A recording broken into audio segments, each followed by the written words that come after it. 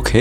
ជួបគ្នាសាជាថ្មីជាមួយនឹងកម្មវិធីមូលនិធិចែករំលែកចំណេះដឹងអំពីពន្ធដារអ្នកទាំងអស់គ្នាដឹងឬអត់ថាអ្វីទៅជារបបស្វ័យប្រកាសនៅក្នុងប្រព័ន្ធពន្ធដារកម្ពុជា OK របបស្វ័យប្រកាសគឺជាប្រព័ន្ធពន្ធដារមួយដែលមានន័យថាអ្នកជាប់ពន្ធត្រូវធ្វើការគណនាប្រកាសនិងបង់ពន្ធដោយខ្លួនឯងដោយស្របតាមច្បាប់និងបទបញ្ញត្តិរបស់អគ្គនាយកដ្ឋានពន្ធដាររបបស្វ័យប្រកាសឬយើងអាចហៅម្យ៉ាងទៀតបានថាជា self assessment ហ្នឹងហើយអញ្ចឹងអគ្គនាយកដ្ឋានពន្ធដារគាត់មិនធ្វើការគណនាពន្ធសម្រាប់សហគ្រាសទេតែអគ្គនាយកដ្ឋានពន្ធដារមានកាតព្វកិច្ចនៅក្នុងការចុះទៅអនុវត្តច្បាប់អ្នកជាប់ពន្ធទាំងអស់ត្រូវធ្វើការរក្សាទុកឯកសារគាំទ្រទាំងអស់ដើម្បីធ្វើជា supporting document ទៅលើប្រតិបត្តិការក៏ដូចជាលិខិតប្រកាសដែលសហគ្រាសទាំងអស់ធ្វើការប្រកាសដោយខ្លួនឯងនោះអញ្ចឹងក្រោមរបបស្វ័យប្រកាសនេះអ្នកជាប់ពន្ធមានភារកិច្ចនៅក្នុងការគណនាពន្ធឲ្យបានត្រឹមត្រូវនិងដាក់លិខិតក៏ដូចជាបង់ពន្ធតាមពេលវេលាកំណត់មិនថាជាពន្ធប្រចាំខែដែលយើងធ្វើការដាក់លិខិតក៏ដូចជាបង់ពន្ធត្រឹមថ្ងៃទី20នៃខែបន្ទាប់ហើយពន្ធប្រចាំឆ្នាំគឺយើងត្រូវដាក់លិខិតនិងបង់ពន្ធត្រឹមថ្ងៃទី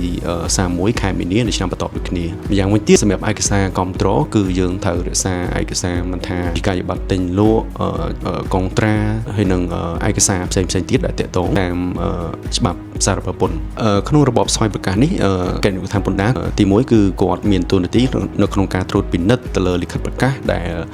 អ្នកជាប់ពន្ធបានដាក់លិខិតប្រកាសនិងបង់ពន្ធរួចរាល់ហើយគាត់អាចធ្វើការវិនិច្ឆ័យហានិភ័យមួយចំនួនក្នុងករណីថាគាត់រកឃើញសហគ្រាសមានការបង់ពន្ធមិនបានត្រឹមត្រូវគាត់អាចចុះមកធ្វើជាសវនកម្មពន្ធដារឬ tax audit នឹងបានដូចគ្នាក្នុងករណីដែលគាត់រកឃើញចន្លោះឬក៏ភាពមិនត្រឹមត្រូវនៃការប្រកាសពន្ធរបស់សហគ្រាសគាត់អាចចេញជា tax assessment letter ដែលធ្វើការកំណត់ពន្ធឡើងវិញដែលមានរួមបញ្ចូលជាមួយនឹងការផាកពិន័យក៏ដូចជាការប្រាក់និងទោសទណ្ឌផ្សេងៗស្របតាមច្បាប់សារពើពន្ធដូចគ្នាអញ្ចឹងសម្រាប់ហានិភ័យនៅក្នុងការមិនអនុលោមឲ្យបានត្រឹមត្រូវឬក៏យើងអាចនិយាយថាពីការដាក់លិខិតឬក៏គណនាពន្ធមិនបានត្រឹមត្រូវគឺទី1យើងអាចបង់ពន្ធសារឡើងវិញហើយបង់ពន្ធសារឡើងវិញនឹងរួមជាមួយនឹងទោសទណ្ឌពិន័យក៏ដូចជាការប្រាក់ក៏ដូចជាទោសទណ្ឌផ្សេងទៀតតាមច្បាប់សារពើពន្ធហើយម្យ៉ាងទៀតហ្នឹងគឺសហគ្រាសត្រូវការរក្សាឯកសារគាំទ្រទាំងអស់ដែលទាក់ទងជាមួយនឹងការដាក់លិខិតប្រកាសពន្ធហ្នឹងក្នុងការធ្វើការដោះបន្ទុកឬក៏បញ្យលតាមការស្នើសុំពេលដែលខាងអគ្គនាយកដ្ឋានពន្ធដារគាត់ធ្វើការចុះមកធ្វើសវនកម្មសម្រាប់កលឹះក្នុងការអនុវត្តក៏ដូចជាកាត់បន្ថយហានិភ័យសម្រាប់សហគ្រាសដែលគាត់ធ្វើការដាក់លិខិតប្រកាសដោយខ្លួនឯងទី1គឺយើងអាចនិយាយថាមានប្រព័ន្ធគណនេយ្យក៏ដូចជារាល់ឯកសារគាំទ្រទាំងអស់ដែលទាក់ទងជាមួយនឹងប្រតិបត្តិការគណនេយ្យទាំងអស់របស់សហគ្រាសមួយវិញទៀតគឺធ្វើការត្រួតពិនិត្យទៅលើទិន្នន័យនៃការប្រកាសពន្ធប្រចាំខែប្រចាំឆ្នាំតាមប្រភេទអាជីវកម្មនីមួយៗឲ្យបានត្រឹមត្រូវមុនធ្វើការដាក់លិខិតប្រកាសក៏ដូចជាធ្វើការបង់ពន្ធជាចំណុចសំខាន់ផងដែរគឺសហគ្រាសអាចធ្វើការពិភាក្សានៅហានិភ័យទៅតាមផ្នែកឬក៏ទៅតាមប្រភេទអាជីវកម្មនីមួយៗជាមួយនឹងអ្នកប្រឹក្សាយោបល់ឲ្យបានត្រឹមត្រូវដើម្បីវិនិច្ឆ័យ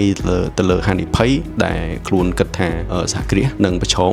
ចំណុចសំខាន់ចុងក្រោយនេះគឺជ្រើសរើសភ្នាក់ងារពន្ធដារដែលមានជំនាញច្បាស់លាស់ហើយទទួលស្គាល់ដោយអគ្គនាយកដ្ឋានពន្ធដារដូចគ្នាអញ្ចឹងក្នុងករណីអ្នកទាំងអស់គ្នាត្រូវការអ្នកប្រឹក្សាយោបល់ក៏ដូចជាភ្នាក់ងារពន្ធដារដែលមានជំនាញច្បាស់លាស់ហើយនឹងទទួលស្គាល់ដោយអគ្គនាយកដ្ឋានពន្ធដារធ្វើការតាក់ទងមក PAT Professional លើនេះយើងនឹងមានធីមក្រុមការងាររបស់យើងក្នុងការប្រឹក្សាយោបល់លម្អិតជាមួយនឹងអ្នកនរគ្នាចុចតាមដានដើម្បីទទួលបានចំណេះដឹងថ្មីបន្ថែមទៀតទាក់ទងជាមួយនឹងពន្ធដារ